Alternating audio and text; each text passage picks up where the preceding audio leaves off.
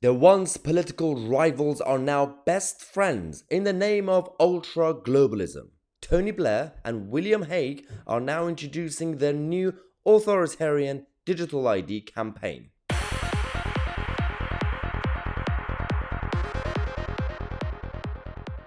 None of us are against progress and technology and advancement if it's organic, if it's in the name of enterprise and people inventing new ideas. But when it comes to centralizing powers in the name of ultra-globalization and completely controlling every aspect of our lives, well, that's counterproductive. It completely destroys society. Now, these two used to be on the opposite sides. William Hague was conservative. Tony Blair was whatever he was. And they used to hate each other. Well, at least political in terms of rivalry. And you can see that the political spectrum these days is a bit messed up. So it's essentially the mask has slipped. It's showing the true face of some of these people. So in this video, we're going to be talking to you guys about William Hague and Tony Blair's plans for this new era of digitalization of our identities, essentially, and to make sure that the state has control over every detail of what you are about and who you are and everything else, which will help them in the future to make sure that we will be coerced into doing whatever they want us to do. And we're going to talk to you guys about some of the recommendations that they are giving to government. And the problem is these two, they're not just some random people with some ideas. Now, these people have direct access to power, so they listen to them. These are veterans with wisdom. So this is the problem. And we're going to show you this video of William Hague and Blair telling us about the necessity of this scheme. The real world event today is this technology revolution, and it's the 21st century equivalent of the Industrial Revolution. And unless we as a country understand, and the politics of the country understand this revolution and try and harness it properly, then we're going to get left behind. Left behind. Again, this is the problem. This is essentially a new global race to authoritarianism. Some people say, well, because the CCP in China are doing it, we have to do it too. I'm not really sure that's the best way to counter. It's like when the rise of communism was happening in the Soviet and other places. Imagine if the West would have said, well, because they're doing communism, we should do communism too. Well, that wasn't really a good solution either. You've got to think about how the world's changing and how you bring your whole apparatus of government and the state up to date. And the next iterations of it, through things like generative AI, for example, are going to be just massive. And they offer you enormous opportunities to reshape your public services. And everything could be reshaped, by the way, in public services, even things like the criminal justice system, never mind health and education and so on. We've got to get the focus of government back on these questions because they will determine our future. All right. Redesign the state now for the new world. And that is, we think, as former leaders of the two main political parties, that is what politics needs to be primarily about. Wow. So, redesign the state for the new world.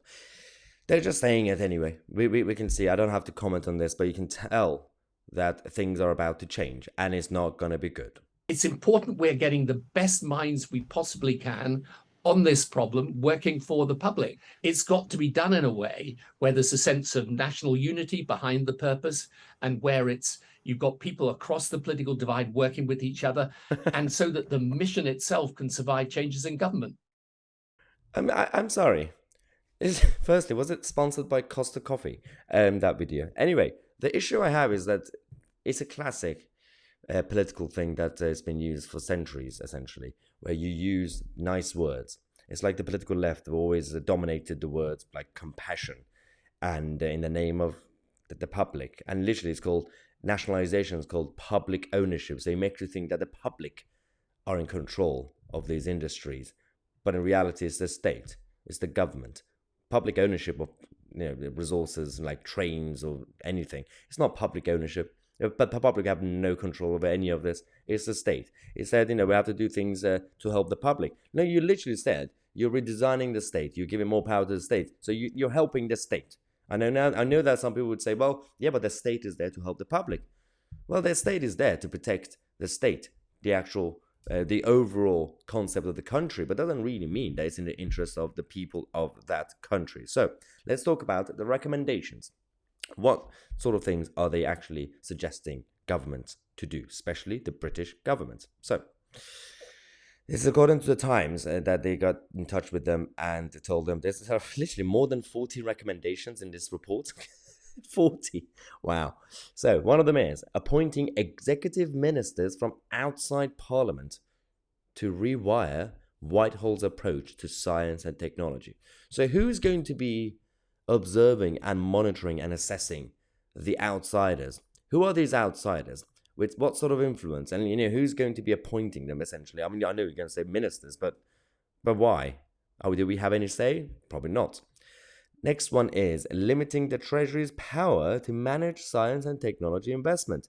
So I'm not really the biggest fan of the Treasury, but they do control the budget. So are you going to make things even more complicated by instead of merging departments, you're again dissolving things and turning them into more divided structure in the Whitehall establishment. So you're going to take away some of the powers. You're going to give it to some sort of new entity. And then they're going to call Treasury. They're going to call the Prime Minister number 10. And everyone's going to be confused about everything in terms of budgeting of any of this stuff. So that's science, technology, investment, and all this. They're using AI, artificial intelligence, to help teachers in school and provide personalized support to people at home.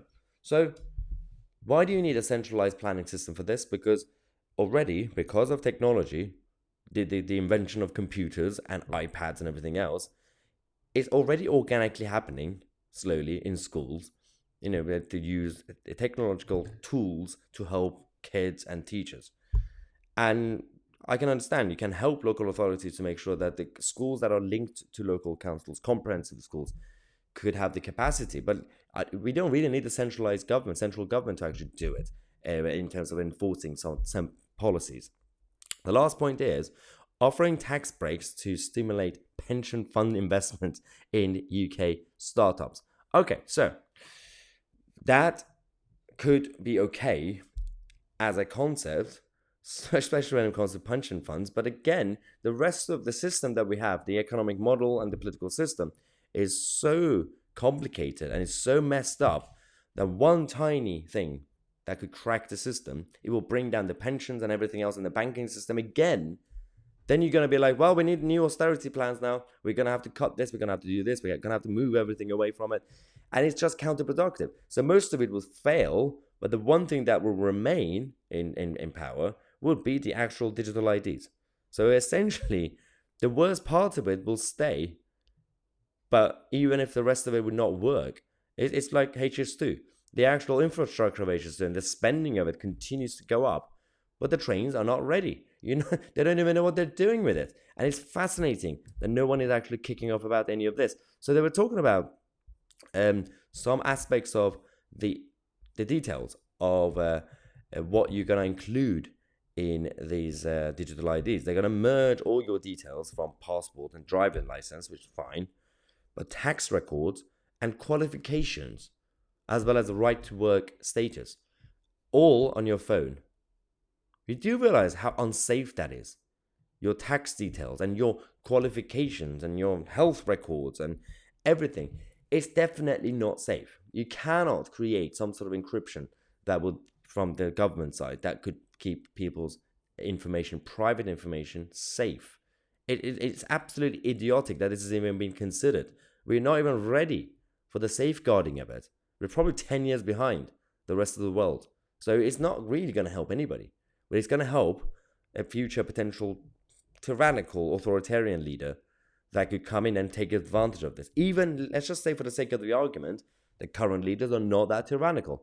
For the sake of the argument, let's say Rishi Sunak and Jeremy Hunt and Keir Starmer are not going to be that tyrannical. But if the system is in place, the next person could be even more tyrannical and more authoritarian. It could actually use those powers against the public, like what Justin Trudeau did with people's bank accounts for simply supporting a protest. That is absolutely disgusting. Now, we're going to keep an eye on this digital ID campaign as usual. Let me know what you think in the comment section. I'm Mahyar Tousi, and we are the media.